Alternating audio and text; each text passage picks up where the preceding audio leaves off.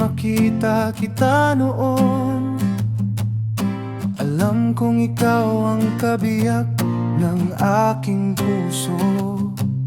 Salamat, Ama naming Diyos. Dalangin ko'y iyong ipinagkaloob, isang babae na magiging ilaw ng aking tahanan, isang babae na magiging ina ng aking dalawang anak. Kaligayahan at kasiyahan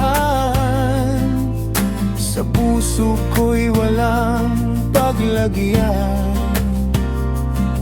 sa pagkakaloob ng masayang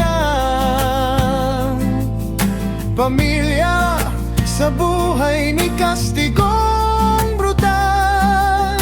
Isang pamilya na aking buhay at kalakasan. Kayo ang dahilan ng aking paggising, kayo ang dahilan ng aking pagbangon, kayo ang dahilan ng aking hininga.